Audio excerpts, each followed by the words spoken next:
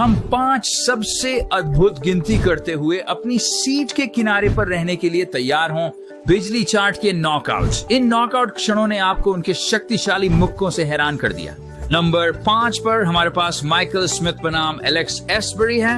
Alex एस्बरी पहले द्वार में माइकल स्मिथ से एक भारी चपेट मिलता है जिससे थोड़ी सी स्लिप होती है। वह चाट भयानक थी। उसके बाद लगता है कि वह खड़ा होता है और माइकल स्मिथ के चेहरे पर इतनी जोर से मारता है कि स्मिथ की होश उड़ जाते हैं। दौर 2 तब शुरू होता है जब माइकल स्मिथ अपने संतुलन को फिर से प्राप्त करते हैं। इस दौर में एलेक्स एस्बरी माइकल स्मिथ के शक्तिशाली प्रहारों से नॉकआउट हो जाते हैं। जैसा कि आप देख सकते हैं, उसका गाल बहुत दर्द कर रहा था, इसलिए उन्होंने लड़ाई को खत्म कर दिया और एक मेडिकल पेशेवर को बुलाया। परिणाम स्वरूप स्मिथ अंततः जीत गए। नंबर 4 पर हमारे पास कोर्टनी ओल्सन बनाम शीना बाथोरी है।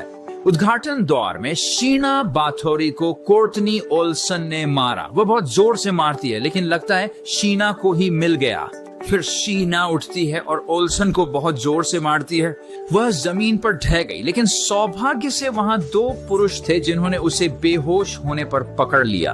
वो थोड़ी देर के लिए फर्श पर बैठ गई, लेकिन जब वह उठने की कोशिश करती है तो वह संतुलन खो देती है और गिर जाती है। बाद में शीना को ओल्सन को गले लगाते हुए देखा जाता है। यही खेल की सारांश है। साक्षात्कार में बाद में ओल्सन ने टिप्पणी की कि उनके बाल एक सोमरसॉल्ट के बाद भी अच्छी तरह से दिख रहे थे। शीना बाथोरी को विजयी बनाते हुए। और नंबर 3 में हमारे पास क्रिस टॉमस बनाम क्रिस केनेडी है। क्रिस टॉमस पहले दौर की शुरुआत करने के लिए केनेडी को मारते हैं। केनेडी धुआं की बलवानता के कारण बेहोश हो जाता है।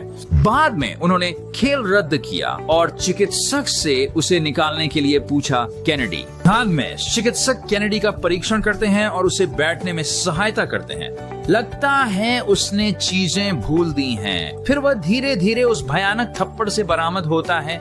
वह एक सचमुच कठिन छांटा था और क्रिस टॉमस ने इसे जीत लिया।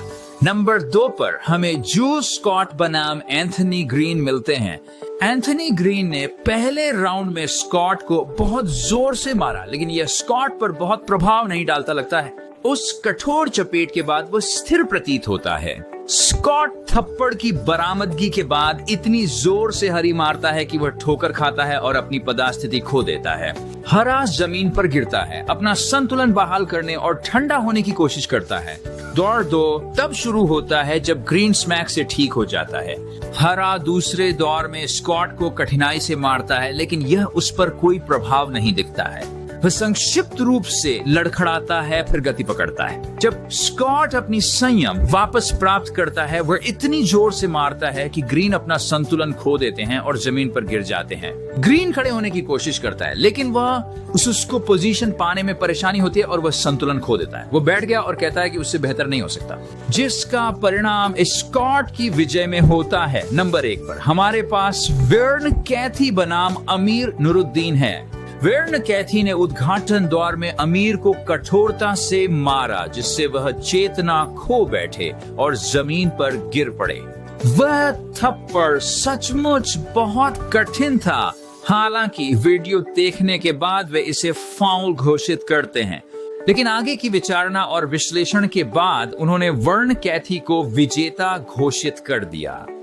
हमने टॉप 5 पावर स्लैप देखे जिन्होंने प्रतिद्वंद्वियों को उनके पैरों से गिरा दिया और यह भयानक था। शीना बाथोरी बाकी प्रतियोगियों के बराबर सक्षम थी। अभी इस विचार में सी महसूस करते हैं? नीचे कमेंट करके हमें बताएं।